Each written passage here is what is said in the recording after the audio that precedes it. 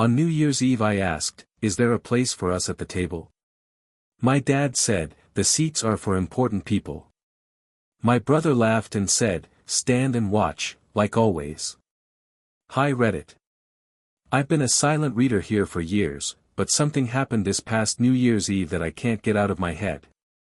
I don't know if I'm looking for advice, validation, or just a place to pour this out. Maybe all three. This story isn't about a single cruel sentence, it's about decades of little choices, favoritism, and the kind of family dynamics that slowly bleed you dry until you realize you've been standing in the corner your whole life, waiting for someone to notice you. The background: a family of 3, and me. I, 28M, am the oldest of 3 siblings. Then there's my brother Kyle, 26M, and my sister Emily, 23F. Growing up, our parents, especially my dad, always made it clear that Kyle was the golden child. Emily got a softer version of favoritism because she was the baby. I was the leftover. It wasn't cartoon-level abuse. I wasn't locked in a cupboard or anything. It was subtle. Birthdays where my gifts were practical, socks, books for school, while Kyle got a new gaming console. Family vacations where my name was mysteriously left off the activity sign-up sheets. Sports games where Dad always couldn't make it when it was my team playing, but somehow never missed a single one of Kyle's baseball matches. When I was a kid, I kept telling myself I was imagining it. When I was a teenager, I told myself I just wasn't trying hard enough. By the time I hit college, I realized it didn't matter how hard I tried. There was no test I could pass to earn their love. The tradition. Every year, New Year's Eve is the family event. My parents host a big dinner at their house. We're talking a long decorated table, sparkling wine, the whole Norman Rockwell fantasy. The unspoken rule has always been, you show up, no matter what. For as long as I can remember, there's been this weird seating arrangement. The main table is for important people, my dad's words, not mine. That table seats exactly 8 people, my parents, my grandparents, when they were alive, my uncle and aunt, and, of course, Kyle and his girlfriend. Everyone else. Cousins, distant relatives, me. We sit at the kids' table or grab stools along the wall. When I was little, it made sense. I was a kid. But when I came back from college at 21, still standing in the corner, it started to sting. I'd bring a girlfriend, they'd give us folding chairs in the hallway. Meanwhile Kyle's high school girlfriend sat next to Dad, drinking champagne. This year was supposed to be different.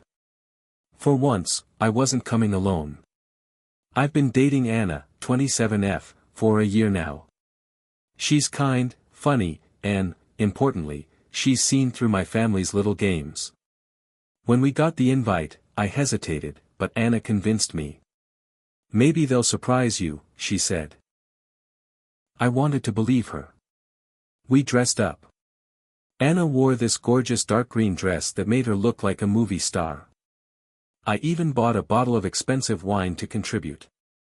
We arrived on time, gifts in hand, and walked into a house full of warm lights and clinking glasses. For a moment, I almost let myself relax. Then I saw the table. It was already set. 8 seats. Name cards. My parents at the head. My aunt and uncle. Emily. And of course, Kyle and his fiancée, Madison. That was it. Everyone else, 10 cousins, a few neighbors, were milling around the living room with paper plates. The question. I stood there holding the wine, Anna's arm looped through mine.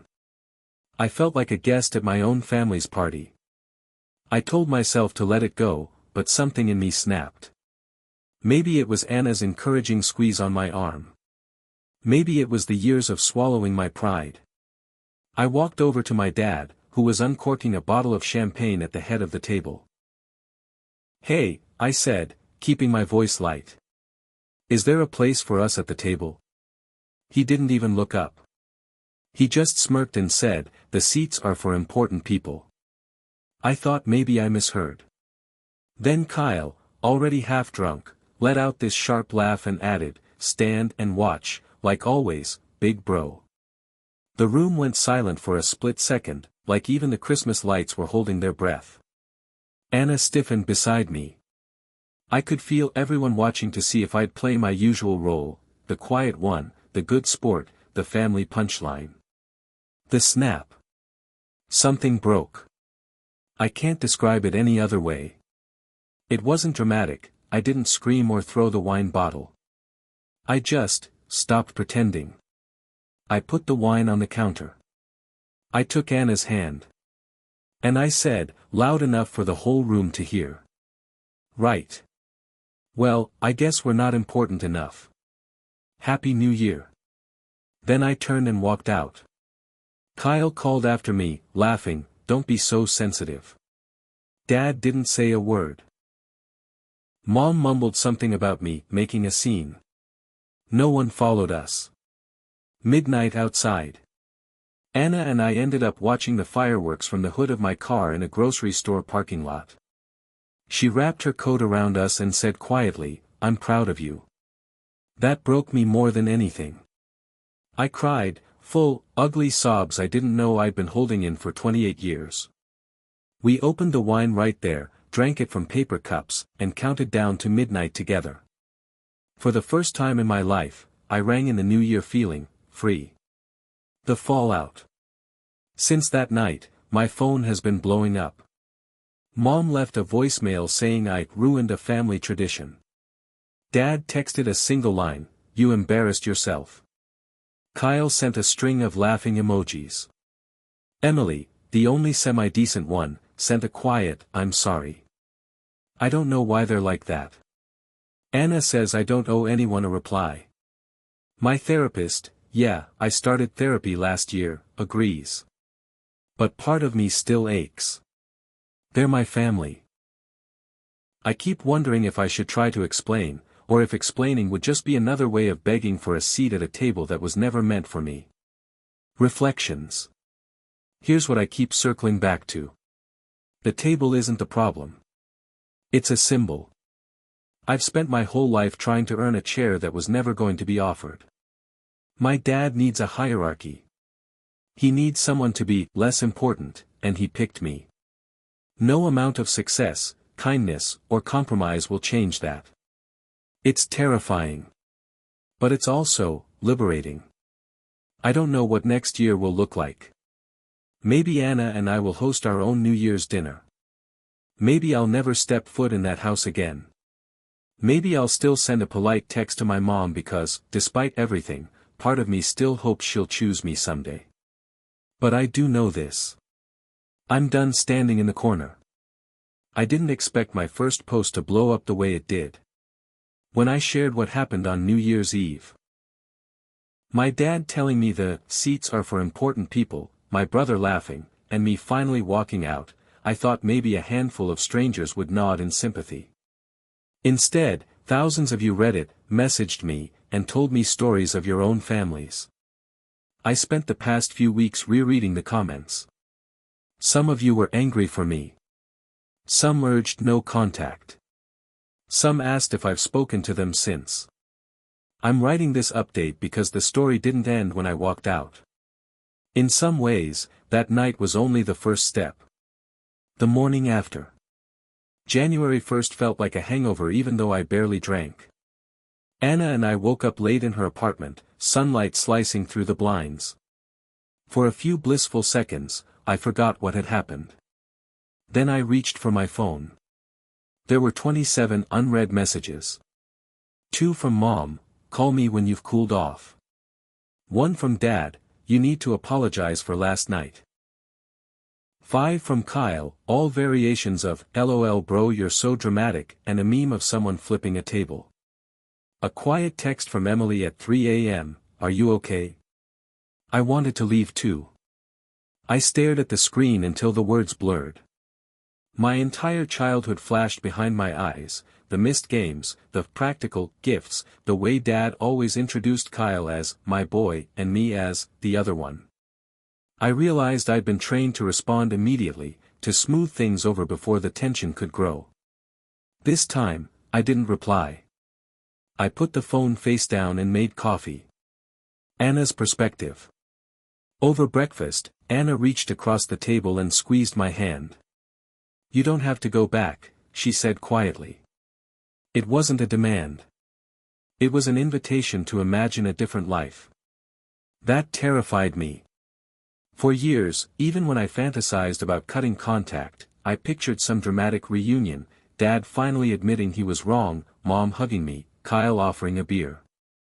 I clung to that fantasy like a lifeline. But Anna's words made me realize I didn't need the fantasy. I needed peace. Emily calls. That evening, Emily called. Not a text, an actual call. She apologized immediately. "I should have said something," she whispered. I just froze.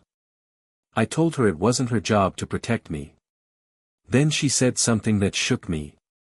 "Dad told everyone before you arrived that the main table was for key family members. He said you'd understand because you've always been independent." Independent. That word. It sounded like praise, but it was the same label he'd used for years to justify excluding me. Independent meant we don't have to care for you. It meant you don't need love the way Kyle does. Emily admitted she's been seeing a therapist herself. She said Dad's hierarchy runs deeper than I know, that Kyle isn't just the golden child, he's Dad's legacy. Apparently Dad brags to relatives that Kyle will carry the family name, while I went off and did my own thing. For context, I work in software design and live about an hour away. Kyle still lives in the same town, working for a buddy of Dad's in construction. He needs someone to be the star, Emily said. And someone to be the shadow. You're the shadow. Hearing my sister say it out loud felt like someone pulled a splinter I didn't know was there. It hurt, but it was also clarifying. Mom's visit. A week later, Mom showed up at my apartment unannounced. Anna was at work, so it was just the two of us. She stood in the hallway, holding a Tupperware of leftover cookies like a peace offering. "I wanted to see you," she said. "We need to talk." I let her in. We sat on the couch. She didn't waste time. "You embarrassed your father," she began. I almost laughed. I embarrassed him. I told her calmly that I was tired of being treated like an outsider in my own family. I reminded her of specific examples, the gifts, the missed games, the years of being told I was independent. I told her about the hurt that had been building for decades. She listened, for about 30 seconds. Then she sighed. "You know how your father is," she said. "He's old-fashioned. He doesn't mean anything by it." That sentence, "he doesn't mean anything by it," was the story of my childhood. Every slight, every forgotten milestone, every exclusion was brushed away with those words. For the first time, I didn't accept it. "Whether he means it or not," I said, "it hurts. And it's not okay." Mom's eyes welled up, but she didn't apologize. Instead she said, "Family is family. You can't just walk away." I didn't yell. I didn't argue. I just said, "Watch me." She left the cookies on the counter and walked out without a hug. Kyle's texts. 2 days later, Kyle finally sent a serious message. "Yo. I get that you're mad, but Dad's just joking. You need to lighten up. We're brothers. Don't ruin the next holiday over nothing." Nothing. 28 years of being treated as second class, and he calls it nothing. I didn't respond. Therapy breakthrough. I'd started therapy last year for general anxiety, but these sessions took a new turn. My therapist introduced a phrase I'd never heard before, scapegoat child. It's common in dysfunctional families. One kid gets blamed, minimized, or left out so the parents can project all their frustrations onto someone. The golden child gets praise, the scapegoat gets invisibility. That word hit me like a lightning strike. Scapegoat. It explained everything I could never articulate. It wasn't about me being not enough. It was about my parents needing someone to be less. That realization didn't erase the hurt, but it shifted the weight. It wasn't my failure. It was their system. Building something new. The biggest question since New Year's has been, what now? I could keep waiting for apologies that will never come. Or I could start building the family I choose. So Anna and I decided to host a second New Year dinner in mid-January. We invited Emily, a few close friends, and even some co-workers who didn't have family nearby. We cooked together, played music, and, this part mattered the most, we had one long table. No important seats, no hierarchy. Everyone ate, laughed, and toasted together. At midnight, well, fake midnight, we set the clock. Emily hugged me and whispered, "This is what a family is supposed to feel like." I nearly cried. A letter to Dad. I haven't spoken directly to my father since New Year's Eve. But last week, I wrote him a letter. Not to reconcile, just to say my piece. I told him. I will no longer attend any event where people are ranked by importance. I love my siblings, but I refuse to be treated as lesser. If he wants a relationship with me, it must be on equal footing. I ended with, if you can't accept that, I wish you well, but I will no longer participate in a system that harms me. I didn't send it right away. I read it aloud to Anna. I read it in therapy. Finally, I mailed it. He hasn't replied. Unexpected support. Here's the surprising part, relatives I barely knew have started reaching out. A cousin I haven't spoken to in years messaged me on Facebook. Good for you. Your dad's always played favorites. Everyone sees it. Another aunt called to say she admired my courage. It turns out my family's perfect image has cracks I never noticed. I spent years thinking I was alone. I wasn't. I was just the only one willing to say it out loud. Where things stand now. Emily and I talk almost every day. She's considering moving closer to me when her lease ends. Anna has been a rock. We're already planning next year's second New Year as a tradition of our own. Mom sends occasional guilt texts, "Your father misses you," but hasn't acknowledged the real issue. Dad remains silent. And for the first time, his silence doesn't feel like punishment. It feels like freedom. I don't know if there will be reconciliation. Maybe someday he'll call. Maybe he won't. But I'm done standing in the corner, waiting. What I've learned. 1. Silence is a choice.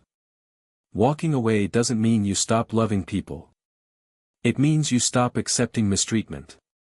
2. Found family is real. Friends, partners, siblings who get it, you can build something beautiful outside of blood ties. 3. You don't need their seat. You can build your own table.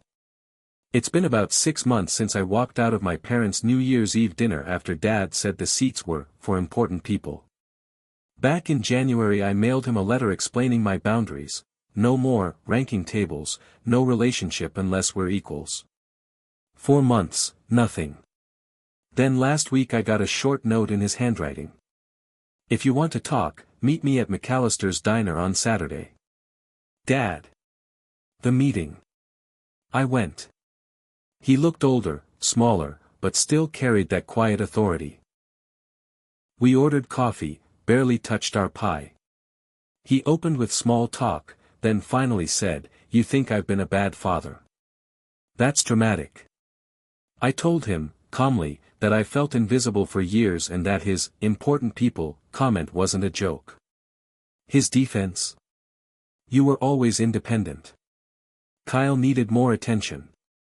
I answered, independent doesn't mean unloved. I needed you too, I just stopped asking. For a long moment he said nothing, then muttered, "Maybe I shouldn't have said it like that." Not an apology, but the closest I've ever heard. When he asked if I'd come to the next family gathering, I repeated my boundary. No events where people are ranked. If you want a relationship, it has to be equal. He looked unsettled. I left. Aftermath. 2 days later Mom texted, "Your father said he's thinking." Kyle sent a mocking message, I ignored it. Emily, my sister, has since moved closer, and we're building our own small traditions with friends and Anna. We host dinners with one long table, everyone important. Takeaway. Meeting my dad didn't bring a Hollywood reconciliation, but it gave me clarity. I spoke my truth, held my boundary, and walked away without needing his approval. Whether he changes is up to him. For the first time, I feel free. After weeks of silence, I finally accepted that my family isn't going to change. My father never called. My brother only sent a single text, "You're overreacting." I didn't reply. This new year, I had dinner with my girlfriend's family instead. They welcomed me without hesitation, no important people speech, no cruel jokes, just warmth and laughter. For the first time, I realized that family isn't about blood. It's about who actually saves you a seat at the table.